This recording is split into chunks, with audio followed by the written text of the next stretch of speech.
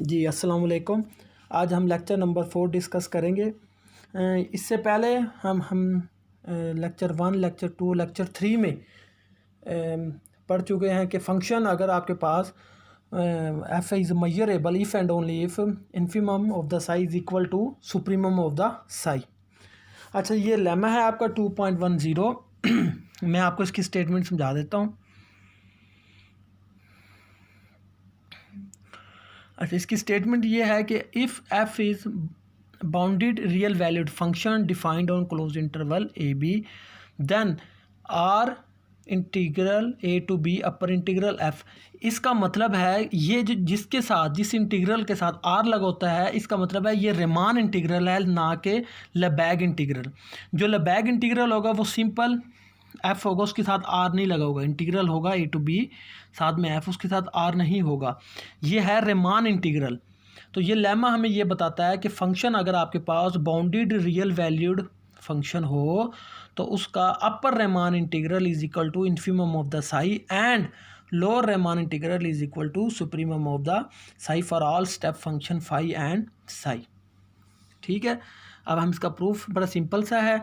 अब हमें ये बात पहले पता है कि फाई और साई सिंपल फंक्शंस हैं, और आपको ये बात पता होना चाहिए कि हर सिंपल फंक्शन जो है वो आपके पास स्टेप फंक्शन होता है। तो since phi is a step function, since psi is a step function, और हमें पता है कि स्टेप फंक्शन और साई को हम ऐसे लिख सकते हैं, और ई को हम डिफाइन किया this is the interval this. तो जब हम साई पर अब साइन हम इस पर इंटीग्रल का साइन लेंगे तो आपको पता है कि ए आईज बाहर आ जाएंगे, और करैक्टरिस्टिक्स फंक्शन का जो इंटीग्रल होता है वो लेंथ ऑफ दिस सेट ई, और ये क्या है आपके पास, ये इंटरवल है और इस इंटरवल की लेंथ आ जाएगी। इसका नाम हमने क्या रख दिया है, एस।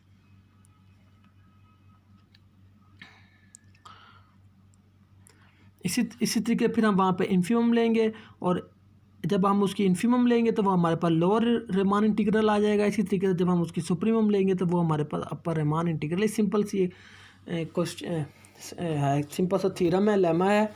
आपने सिर्फ इसको जस्ट अपनी इंफॉर्मेशन के लिए याद रखना है।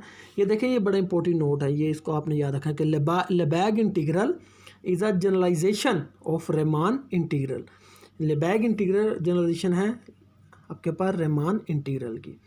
अच्छा जी, अब आप ये देखें मोस्ट इंपॉर्टेंट थ्योरम, ये मैं आपको थ्योरम समझा रहा हूँ इसकी, और जिसको मैं मोस्ट इंपॉर्टेंट कहूँ वो आपने जहन में रखना है। Let F be a bounded function defined on close interval A B which is Riemann integrable. ऐसा फंक्शन जो रेमान इंटीग्रेबल हो तो वो मेजरेबल होता है, नंबर 1। नंबर 2, उसका रेमान इंटीग्रल और लेबैग इंटीग्रल सेम हो जाते हैं। मैं स्टेटमेंट दोबारा आपको बताता चलूँ कि कोई भी बाउंडेड फंक्शन होता है जो कि रेमान इंटीग्रल भी हो। हर बाउंडेड फंक्शन ज़रूरी नहीं कि रेमान होता है, लेकिन अगर ऐसा बाउंडेड फंक्शन जो रेमान इंटीग्रल हो तो वो हमने पहले प्रूफ करेंगे कि वो आपके पास मेजरेबल फंक्शन है। दूसरा कि जो फंक्शन रेमान होगा उसका रेमान इंटीग्रल और उसका लेबैग इंटीग्रल सेम होता है। ये लेबैग इंटीग्रल है और ये रेमान इंटीग्रल है। Is it clear? अच्छा जी, अब हम इसका प्रूफ करने लगे हैं। आप इसका प्रूफ देखें। वी नो दैट, अब अभी हमने ये किया कि supremum of the phi is equal to lower integral और infimum of the psi upper integral, और हमें पता है साई जो एफ से बड़ा है और फाई एफ से छोटा है। ये तमाम चीज़ें हम पहले पढ़ चुके हैं। फिर वही बात, as a class of step function is a sub class of set of simple function. हर स्टेप फंक्शन जो है वो सब क्लास होती है सिंपल फंक्शन की। सिंपल फंक्शन की क्लास बड़ी होती है, स्टेप फंक्शन उसकी एक सब क्लास होती है। तो it follows from the asterisk. अब हमें ये बात पता है कि जो लोअर इंटीग्रल होता है ऑब्वियस सी बात है वो फाई से छोटा होता है। ये जनरल रिलेशन है, और अपर इंटीग्रल इन्फिमम ऑफ ये जनरल रिलेशन है आपके पास। मैं दोबारा इसको हाईलाइट करता चलूँ, ये जनरल रिलेशन है कि लोअर इंटीग्रल जो होगा सुप्रीमम ऑफ द फाई। क्योंकि हमें पता है कि ये देखें फाई जो है वो एफ से छोटा है, फाई एफ से छोटा है। तो जब हम इस फाई पे सुप्रीमम लेंगे तो ये इसके लोअर इंटीग्रल से बड़ा हो जाएगा, और साई पर जब इन्फिमम लेंगे तो वो इसके अपर इंटीग्रल से छोटा। ये रिलेशन आपने याद रखने हैं। ऑल सिंपल फंक्शन, और हमें पता देखें phi less than equal to psi. क्योंकि फाई एफ से छोटा है और एफ साई से छोटा है, तो ये डायरेक्ट रिलेशन निकला आया आपके पास। F phi less than psi. और हमें ये बात पता है कि अगर आपके पास फंक्शन छोटा हो तो उसका इंटीग्रल भी छोटा होता है। तो ये हम दो दफ़े इंटीग्रल ले लिया, यहाँ से हमने इसकी सुप्रीमम ले लिया और यहाँ से इसकी हमने इन्फीमम ले ली। ये आप अच्छा, इसके बाद आप हमें ये बात पता है। अब ये रिलेशन देखें कि ये रिलेशन हमें पता है कि lower integral less than equal to supremum यहाँ से आया, और हमें पता supremum of phi less than equal to infimum of psi. ये वैसे हमें रिलेशन पता है, ये हमें वैसे पता है कि अगर एफ़ आपके पास कोई भी फंक्शन है तो यहाँ से हमें ये बात पता है कि integral of phi less than equal to integral of psi, तो इसकी सुप्रीमम इसकी इन्फीमम से भी छोटी होगी। तो supremum of phi less than equal to infimum of psi, और इन्फीमम ऑफ साई छोटा है आपके पास Riemann integral A to B upper integral. और हम कह चुके हैं स्टेट फंक्शन की स्टेटमेंट में कि फंक्शन क्या है, रिमान इंटीग्रेबल। अगर रिमान इंटीग्रेबल है तो उसका अपर इंटीग्रल और उसका लोअर इंटीग्रल आपस में क्या होंगे, बराबर होंगे। तो जब अपर और लोअर इंटीग्रल बराबर हो जाएंगे तो जब अपर और लोअर बराबर हो जाएंगे तो आप यहाँ लिख सकते हैं this is less than equal to lower integral A to B F, साथ में ये आर लिखते हैं यहाँ, ठीक है। तो इसका मतलब है अपर लोअर बराबर हो गए, तो ये फंक्शन अपर से छोटा भी और उससे बड़ा भी है, तो इसका मतलब ये दोनों भी आपस में बराबर हो जाएंगे।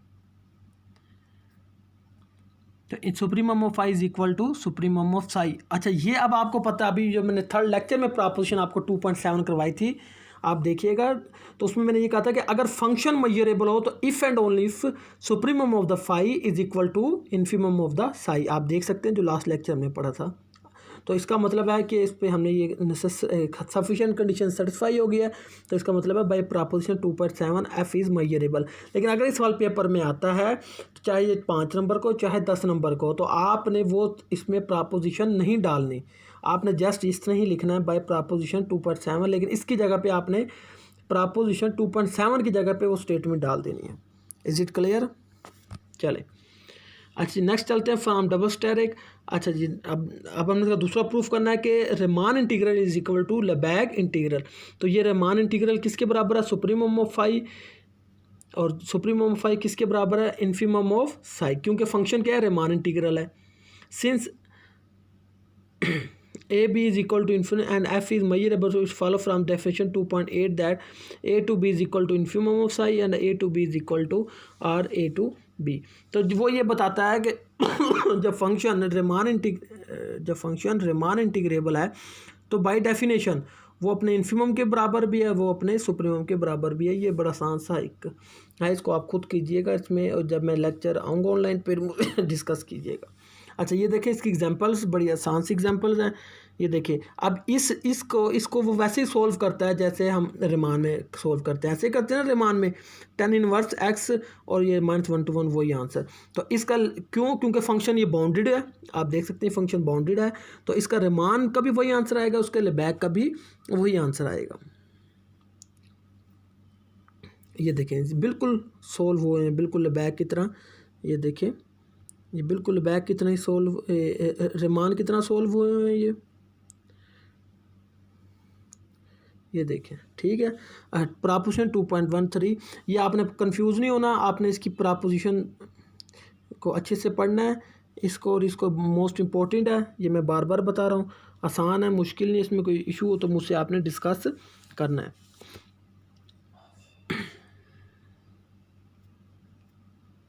अच्छा, अब आप देखें प्रोपोजिशन 2.13 हम करने लगे हैं, most important, let F and G be bounded and measurable functions.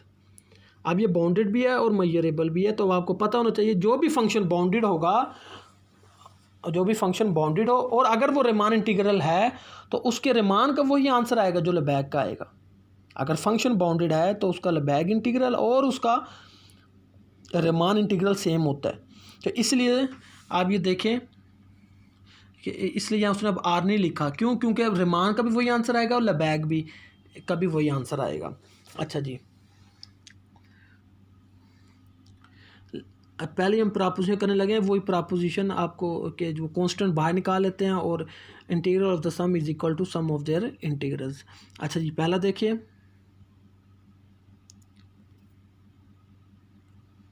वही फर्स्ट शो हम पहले ये शो करेंगे, फिर इसका पहला पार्ट हम शो करेंगे। कांस्टेंट हम इंटीग्रल से बाहर लिख सकते हैं। The result is trivial if A is equal to zero. Obvious सी बात है, अगर यहाँ पर आप जीरो पुट कर देंगे तो इसका आंसर क्या हो जाएगा, ज़ीरो। और यहाँ जब ए पुट करेंगे इसका आंसर भी ज़ीरो, तो zero is equal to zero. तो अच्छा, case if A is positive let psi be a simple function, psi be a simple function. और हमें पता है कि साई जो है वो एफ से बड़ा है या उसके बराबर है। ओबियसली ए चूँकि पॉजिटिव है, दोनों तरफ मैंने ए से मल्टीप्लाई कर दिया, तो A psi greater than equal to A phi. लेकिन कब, if and only psi greater than equal to F, ये याद रखना। Moreover A psi is simple function. अगर साई सिंपल फंक्शन होगा तो multiple of the constant A psi भी simple होगा, चाहे ए पॉजिटिव हो चाहे ए नेगेटिव हो, तो ए साई भी सिंपल फंक्शंस होते हैं। तो बाय डेफिनेशन, तो अब आपको पता है कि सिंपल फंक्शन को हम कैसे लिख सकते हैं। अब हमें पता है कि ए एफ को हम लेबैग इंटीग्रल्स की डेफिनेशन को कैसे लिखते थे। अगर आपको याद हो कि हम क्या लिखते थे, infimum of A of psi. तो ए ऑफ एफ लेना है, तो एफ जो कि आपके पास, अब ए एफ किससे छोटा है, ए एफ छोटा है ए साई से।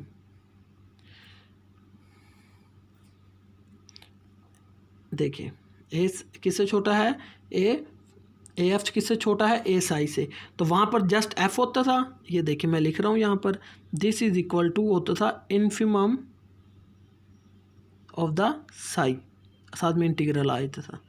चलो मैं दोबारा लिख देता हूँ कि हम लिखते थे integral of F is equal to infimum of the psi. सही है। तो अब चूँकि एफ़ है, एफ़ की करस्पॉन्डिंग साई है, अगर मैं यहाँ पर ए एफ़ लिख दूंगा तो यहाँ पर ए साई हो जाएगा। क्यों, क्योंकि एफ ए साई से छोटा है। तो ये इन्फिमम ऑफ ए साई। अब हमें पता है कि ये जो इन्फिमम लगी हुई है ये ए साई, इसमें ए कांस्टेंट है, तो ए को हम बाहर, हमने इंटीग्रल से बाहर लिख लिया। और इन्फिमम ऑफ साई क्या है, you know, this equal to integral of F. तो देखिए हमने ए कांस्टेंट बाहर निकाल लिया। लेकिन अब इसके तीन केस बनने हैं, ए पॉजिटिव, ए नेगेटिव। अब ए हम जब नेगेटिव लेंगे, अगर फाई एफ से छोटा है, तो जब हम दोनों तरफ ए से मल्टीप्लाई करेंगे तो इनइक्वालिटी रिवर्स हो जाएगी। तो देखिए यहाँ पे फाई छोटा है, लेकिन जब ए से मल्टीप्लाई करेंगे तो ये A phi greater than equal to A F, if and only phi less than equal to F. अब ए एफ है, फिर वही बात है, फिर वो ये देखें, आपको बता रहा हूँ कि ए एफ है equal to infimum of A Sai.